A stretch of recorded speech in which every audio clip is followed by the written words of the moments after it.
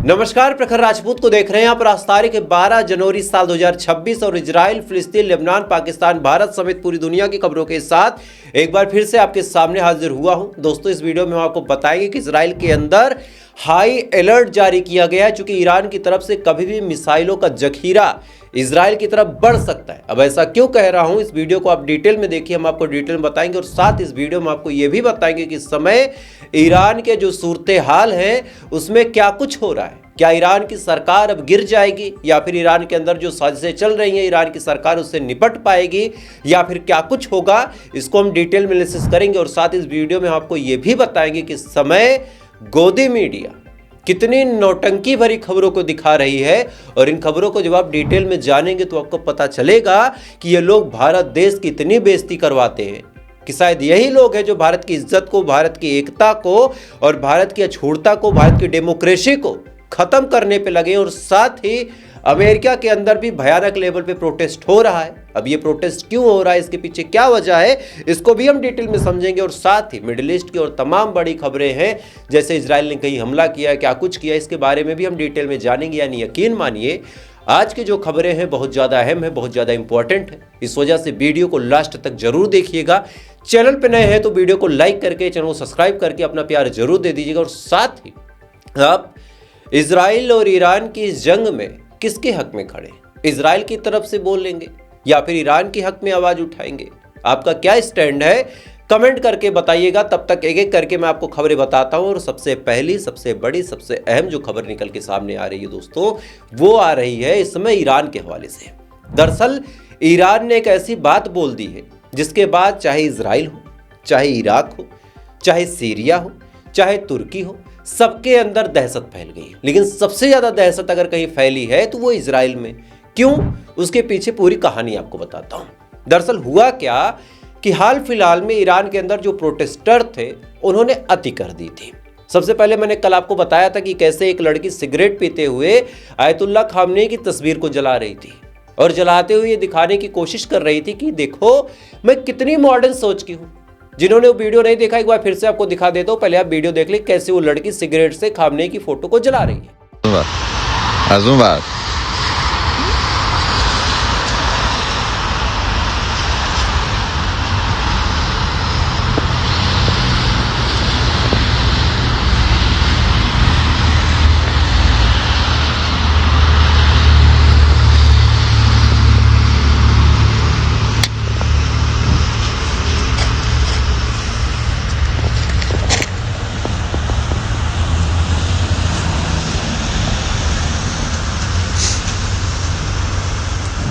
इस वीडियो में आप साफ तौर पे देख सकते हैं कि मॉडर्निटी के नाम पे अपने आप को नंगा करके परोसने की जो कायावाद चल रही है, ये शायद ईरान क्या पूरी दुनिया के लिए खतरनाक है। लेकिन इस लड़की ने जब ऐसा किया तब लग गया कि शायद अब ईरान के जो लोग हैं वो कुछ और ही चाहते हैं। ईरान की जो आवाम है वो कुछ और ही चाहती है। चाहे खामनेई हो, चाहे पेजेस्कियन हो, सबने समझाने की कोशिश की और कहा कि ये चीजें गलत है, लेकिन शायद ये आवाम अब सुनने को तैयार नहीं है। हिंसक लेवल पर प्रोटेस्ट कर रही है, जगह जगह गोलीबारी चल रही है। और किस लेवल पर प्रोटेस्ट हो रहा है, एक बार छोटा सा मंजर आप अपने स्क्रीन पे देख लें।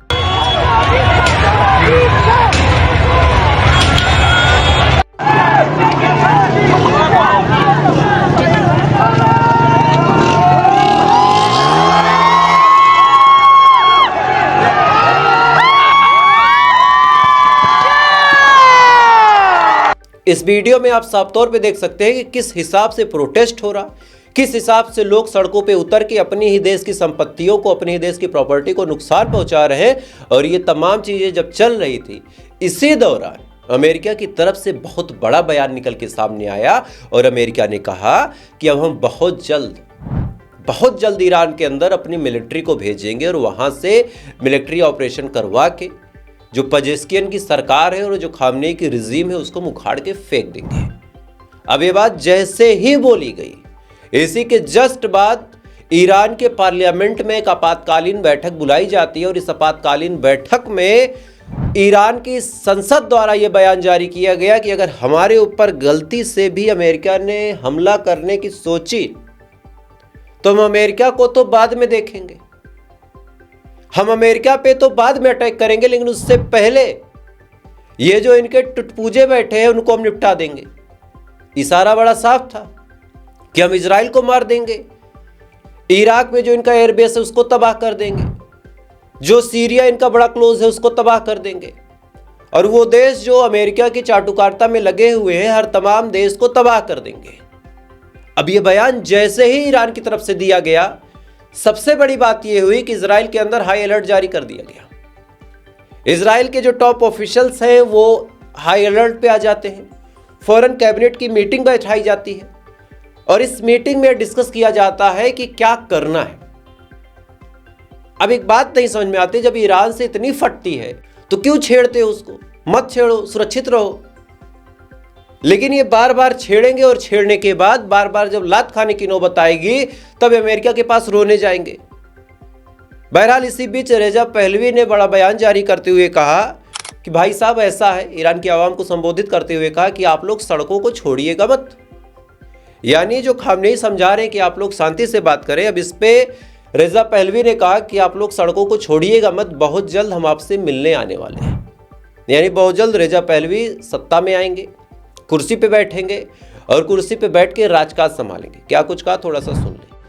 همیهنانم شما با حضور گسترده و شجاعانه در خیابان‌های سراسر ایران برای سومین شب پیاپی دستگاه سرکوب خامنه‌ای و رژیمش را به شدت ضعیف‌تر کرده اید. इस वीडियो की भाषा में भी आपको ना समझ में आए, लेकिन इसमें जो कुछ कहा गया उसको मैं आपको ट्रांसलेट करके बता दे रहा हूँ।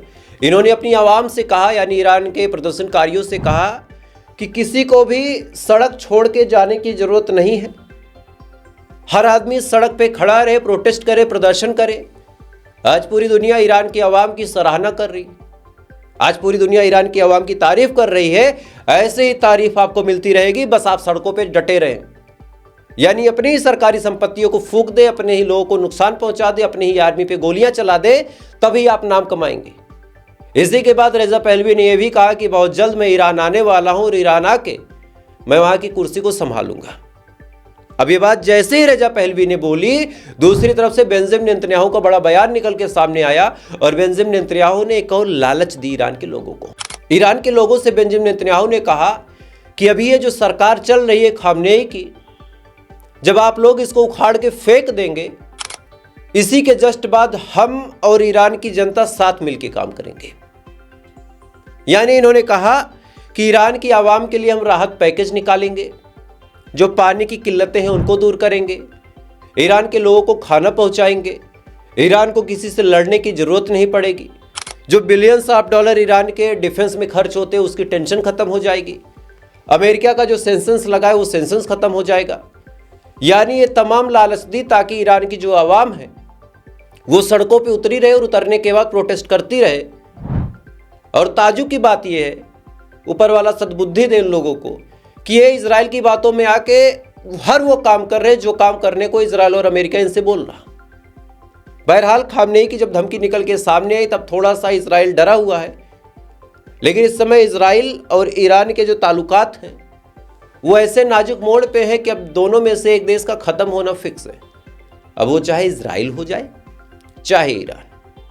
खैर, इधर ये तमाम चीज़ें चल रही हैं और पूरी दुनिया के सामने ट्रंप ये दिखाने की कोशिश कर रहे हैं कि देखो ईरान में प्रोटेस्ट हो रहा, लोग सरकार को पलटना चाहते हैं। लेकिन सही खबर ये है कि आज अमेरिका में भी बहुत बड़ी तादाद में प्रोटेस्ट हो रहा है, और किस लेवल पे प्रोटेस्ट हो रहा है उसका एक वीडियो देखें आप।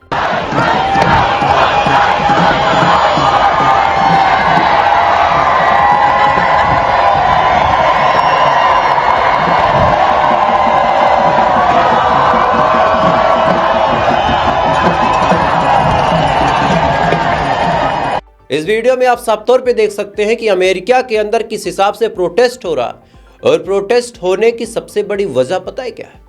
एक महिला की मौत। दरअसल अमेरिका की जो पुलिस है, जब से डोनाल्ड ट्रंप का हाथ उसके ऊपर पड़ा है, वो भी कुछ भी करने को तैयार है। मतलब कुछ भी।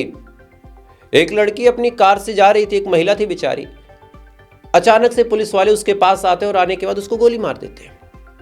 न कोई गलती, न कोई गुनाह, न कोई अपराध, कुछ भी नहीं, बस उसको गोली मार दी। अब जब गोली मारी तो किसी ने उसका वीडियो बना के सोशल मीडिया पे पोस्ट कर दिया, और उस दौरान भी 3-4 लोग, एक बात ध्यान दीजिएगा और ये बात आपके फायदे की, इसको याद रखिएगा कि जब गोली मारी उसी के जस्ट 3 से 4 मिनट बाद 3 से 4 लोग आते और पुलिस से वही सवाल पूछते कि तुमने गोली क्यों मारी, और इसका वीडियो बना के सोशल मीडिया पे पोस्ट करते हैं। पोस्ट करके इस चीज को जब सर्कुलेट करते हैं तो पूरे अमेरिका की जो आवाम थी वो पुलिस के खिलाफ सड़कों पे उतर जाती है। उतरने के बाद आज प्रोटेस्ट कर रही है, पुलिस वालों को माफी मांगनी पड़ी, लेकिन इसके बावजूद भी ये लोग मान नहीं रहे। मतलब कुछ विशेष सजा ये चाहते हैं। अब आप सोचिए आप क्या करते हैं। कुछ गलत हो तो पहले तो धीरे से निकल जाएंगे। पुलिस वाले कुछ गलत कर रहे हैं, आप वहां से भाग जाएंगे कि चलो हम तो सुरक्षित हैं। फिर दूर से कहीं कोने से जाके आप वीडियो बनाते हैं।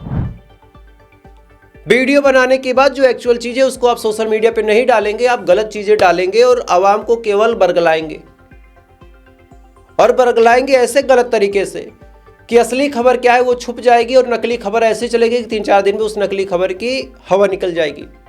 खैर, जब उस नकली खबर की हवा निकल जाएगी तो असली खबर तो आपने ही गायब कर दी, और पुलिस वालों से आंखों में आंखें डाल के सवाल पूछने की हिम्मत तो आप में है नहीं। आप क्या करेंगे, जब 100-200 की भीड़ इकट्ठा हो जाएगी तब धीरे से पुलिस वालों को गाली देंगे। जहां की सरकार होगी, चाहे कांग्रेस की होगी, चाहे बीजेपी की होगी, चाहे समाजवादी पार्टी की होगी, चाहे आरजेडी की होगी, चाहे जिसकी, आप भीड़ की शक्ल में केवल गाली देंगे। तो फिर आप कैसे उम्मीद रखते हैं कि आपका मुकाबला अमेरिका से? आप अमेरिका की पब्लिक के बारे में सोचिए। एक महिला को गोली मार दी गई, उसके बाद हजारों की तादाद में लोग सड़कों पे हैं। आज आपके किसी अपने के साथ कुछ हो जाए तो आपके रिश्तेदार आपके साथ खड़े नहीं होंगे, बोलेंगे यार छोड़ो हमें क्या, हम रील देखते हैं। तो ये भी एक अमेरिका की ऐसी खूबी है जिसकी वजह से आज वो टॉप पे है। एक गलती हुई हजारों लोग सड़कों पे। हमसे ज्यादा अच्छा वो कमाते हैं, हमसे ज्यादा अच्छा वो पहनते हैं, हमसे ज्यादा बिजी हैं, लेकिन जब बात देश की होती है तो वो लोग सड़कों पे हैं। हम क्या न्यूज में देख रहे हैं क्या चल रहा। सुबह अपने काम में बिजी, शाम को 750 ग्राम 1 किलो मीट मिल जाए, खा के सो जाएंगे। सबकी यही स्थिति है। तो फिर हम क्या करेंगे अपने जीवन में? तो फिर सरकार को गाली देने से कुछ नहीं होता, हरामखोर हम हैं। माफी चाहूंगा कड़वे शब्द है, लेकिन इस बात से जो इत्तेफाक रखते हैं कमेंट में हाँ कर दें।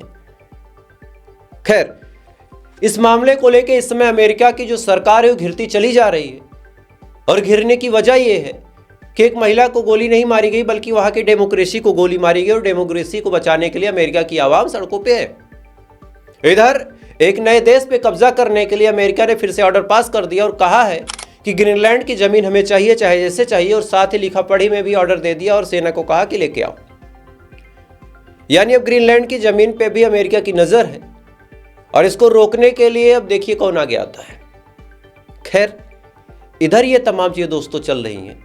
इधर इजराइल ने 2 बड़े कांड कर दिए, और ये दोनों कांड मैं आपको बताना चाह रहा था शुरू में, लेकिन मुझे लगा कि एक बार रिदम बना के तब आपको अब बताऊं। पूरी दुनिया व्यस्त है ईरान में, व्यस्त है अमेरिका में, वेनेजुएला में, लेकिन 2 देश जिसके लिए हमने पूरे खबरों को देखना शुरू किया था उसको हम भूल गए। एक लेबनान, दूसरा गाजा। आज राफा के अंदर भयानक तरीके से इजराइल ने एयर स्ट्राइक की, और इस एयर स्ट्राइक की इंटेंसिटी आप पीछे के वीडियो में देख सकते हैं। मे भी वीडियो आगे भी चल जाए, जैसा यूट्यूब का गाइडलाइन होगा वो आप समझेंगे खुद ही। आप वीडियो में देख सकते हैं कि कितने भयानक तरीके से एयर स्ट्राइक हुई है, और इस एयर स्ट्राइक को करने के बाद इजराइल ने अपने मुंह से कबूला तक नहीं कि हमने एयर स्ट्राइक की है।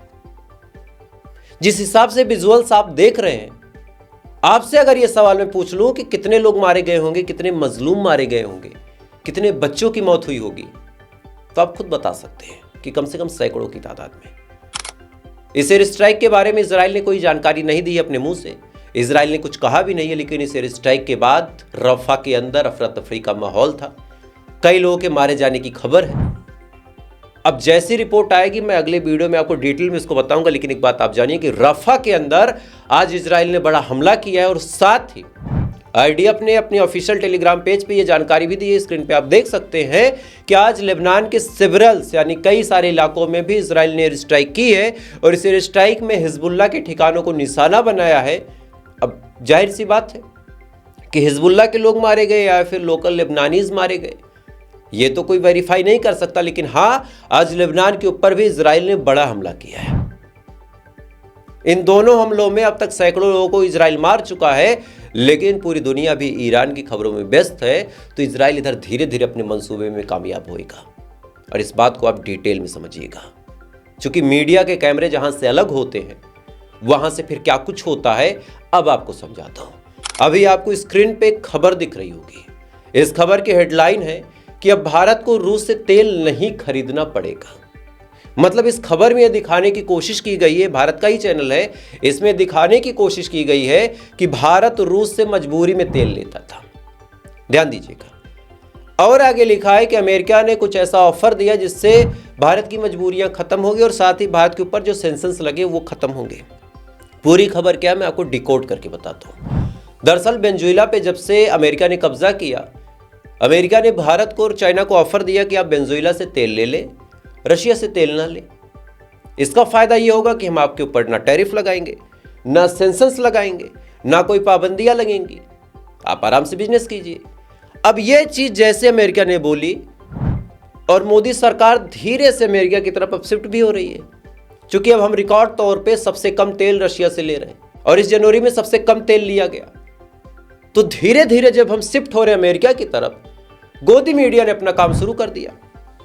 गोदी मीडिया अब आपको यह विश्वास दिलाने में जुट जाएगी कि यार रशिया से तेल लेने में हमारा नुकसान था और अमेरिका से तेल लेने में हमारा फायदा। लेकिन एक बात बताएं, ये जो हमारी सरकार कर रही है, इससे हम बिन पैनी के लोटे हो जाएंगे कि कोई भी कुछ भी फेंक देगा, हम जाके लपक लेंगे। रशिया से हम तेल लेते थे तो हम अपनी दोस्ती के लिए लेते थे, और हर चीज केवल प्रॉफिट के हिसाब से नहीं होती। आज भारत पाकिस्तान की जंग हो जाए तो कौन आएगा? अमेरिका आएगा क्या? आज आपकी चाइना से जंग हो जाए, अमेरिका आएगा क्या? बांग्लादेश से जंग हो जाए, अमेरिका आएगा? एक उम्मीद है कि रशिया हमारा दोस्त है, लेकिन हमारे देश के सियासतदानों ने रशिया से भी दोस्ती खतरे में डाल दी चंद पैसे के लिए। और गोदी मीडिया अपना काम कैसे कर रही है आप देखिए, कि भारत को रशिया से तेल नहीं लेना पड़ेगा। मतलब पापा बड़ी मजबूरी में तेल लेते थे, बहुत मजबूरी में। यही गोदी मीडिया जब भारत रशिया से तेल ले रहा था तो दिखा रहे थे, अरे जय और बीरू की दोस्ती, तमाम और नौटंकियां। और यही नौटंकी अब कैसे कर रहे हैं कि भारत को नहीं लेना पड़ेगा। तो दोगलेपन की भी सीमा होती है, लेकिन हमारे देश की भांड मीडिया ने वो सीमा भी पार कर दी है। मतलब भांड मीडिया ने वो सीमा भी लांघ दी है। ऐसा दिखा रहे हैं कि रशिया से तेल लेके भारत गलती कर रहा था। खैर, इधर ये बड़ी खबर थी, इधर एक और बड़ी खबर निकल के सामने आई है कि अमेरिका के अंदर अंधाधुंध फायरिंग हुई है और उस फायरिंग में 6 लोग एक ही परिवार के मारे गए हैं। यानी पूरी दुनिया के अंदर जो कानून व्यवस्था को व्यवस्थित करने के लिए धमकी देता है और कहता है कि ईरान में पब्लिक मारी जा रही है, हम मिलिट्री एक्सरसाइज करेंगे, मिलिट्री स्ट्राइक करेंगे, अपने ही देश को नहीं संभाल पा रहा। अपने ही देश में गोलीबारी करवा के 6 लोग को मरवा रहा। खैर, तो अभी के लिए बस इतना ही। बाकी थोड़ी देर बाद आपसे फिर मुलाकात होगी इजराइल, फिलिस्तीन, लेबनान समेत पूरी दुनिया की खबरों के साथ। लेकिन हाँ, अगर आप चैनल पे नए हैं तो सब्सक्राइब बटन दबा दीजिएगा, सब्सक्राइब कर लें और नोटिफिकेशन ऑन कर लें, क्योंकि खबरें बहुत ज़्यादा अहम होती हैं। और जो मुझे देखते हैं उनको पता होगा कि मैं कल की खबर को कल रात की खबर में कवर करूँगा, कल रात वाली सुबह, सुबह वाली शाम तक। तो एक सीक्वेंस चलता है, इससे एक रिदम बनता है। और खबरों को जो शुरू से फॉलो करें उनको पता होगा कि प्रखर राजपूत कोई भी खबर मिस नहीं करता।